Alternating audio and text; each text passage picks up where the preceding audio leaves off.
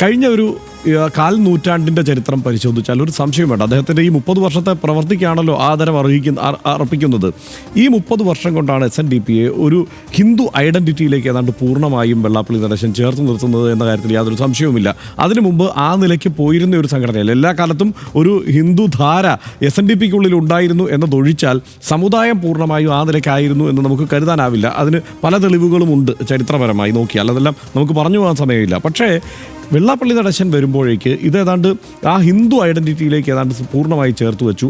ആ നിലയ്ക്ക് നോക്കിയാൽ ദീർഘകാലാടിസ്ഥാനത്തിൽ സൂക്ഷ്മമായി കൃത്യമായ സഹായം ഇത് കേരളത്തിലെ ഇപ്പോഴത്തെ BJPയുടെ വളർച്ചയ്ക്ക് ചെയ്തിട്ടുണ്ട് എന്ന കാര്യത്തിൽ ഒരു സംശയവും വേണ്ട. മാത്രമല്ല, ഇപ്പോൾ സനീഷ് ഈ ഇദ്ദേഹത്തിൻ്റെ പേരൊക്കെ പറഞ്ഞല്ലോ, രാജീവ് ചന്ദ്രശേഖറിൻ്റെ ഇടപെടൽ കേരളത്തിൽ നമ്മൾ ശ്രദ്ധിച്ചാൽ കാണുന്നത് ഏത് ഘട്ടത്തിലാണ്? ഇവിടെ ഏതാണ്ട് ഈ 2015 കാലം മുതൽ BDJSൻ്റെ രൂപീകരണ കാലം മുതൽ അതിനുശേഷം നരേന്ദ്രമോദി പ്രധാനമന്ത്രിയായതിനു ശേഷം ഓരോ ഘട്ടത്തിലും കേരളം സന്ദർശിക്കുമ്പോഴൊക്കെ രാജീവ് ചന്ദ്രശേഖറിൻ്റെ സാന്നിധ്യമുണ്ട്. അദ്ദേഹം ശിവഗിരിയിൽ കാണും. നമ്മൾ ആ സമയത്തൊക്കെ ദൃശ്യങ്ങൾ നോക്കിയാൽ ദൂരെ എവിടെയോ രാജീവ് ചന്ദ്രശേഖർ ഇങ്ങനെ നിൽപ്പുണ്ടാവും. നമ്മൾ ആ പഴയ വിഷ്വൽസൊക്കെ എടുത്ത് പരിശോധിച്ചാൽ എന്താണ് കാര്യം?